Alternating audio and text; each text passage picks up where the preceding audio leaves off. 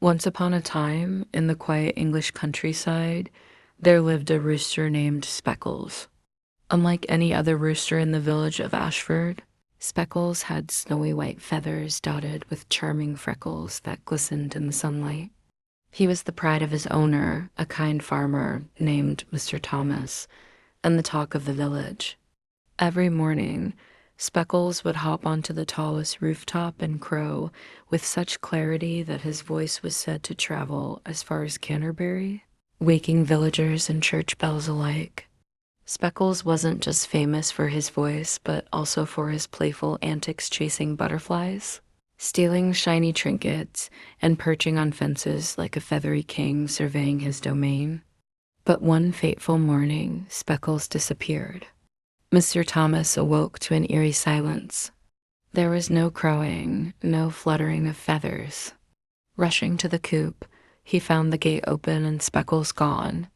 A trail of white feathers led away from the farm, and Mr. Thomas's heart sank. Who would take my Speckles? He wondered aloud, clutching his hat tightly. Without wasting a moment, Mr. Thomas packed a small satchel with bread and water and set off to find his beloved rooster.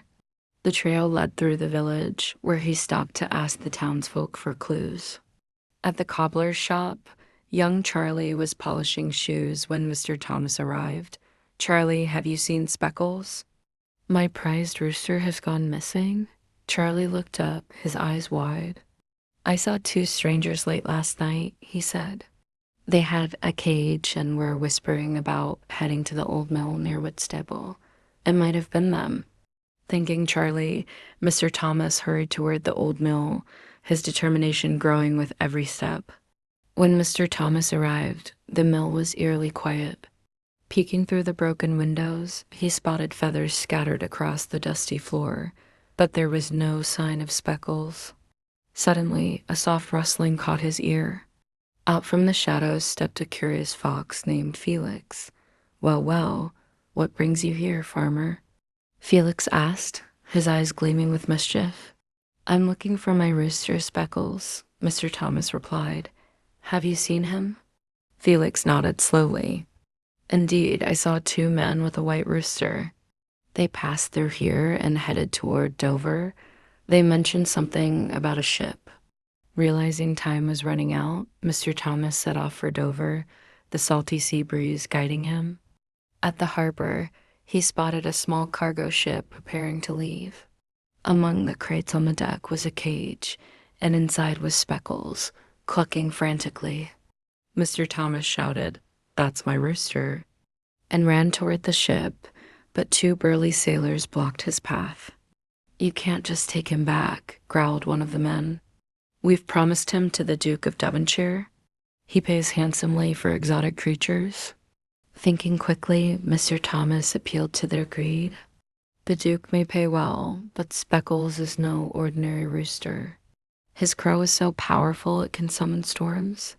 Do you really want to be on a ship with a rooster that could sink you to the depths of the sea?" The sailors exchanged uneasy glances, clearly spooked. "Storms, you say?" One muttered. "I'll make you a deal," Mr. Thomas continued. "Let me take Speckles, and I'll give you this." He held out a small silver pocket watch, an heirloom he carried for emergencies. Reluctantly, the sailors agreed. They handed over Speckles, and Mr. Thomas hugged his freckled friend tightly. The trip back to Ashford was filled with joy. Speckles perched on Mr. Thomas's shoulder, clucking happily as they passed through the countryside. When they arrived at the farm, the villagers gathered to hear the tale of how Mr. Thomas had outsmarted sailors and rescued Speckles from a life at sea. From that day on, Speckles' crow seemed even more melodious, as if he was singing in gratitude for being home.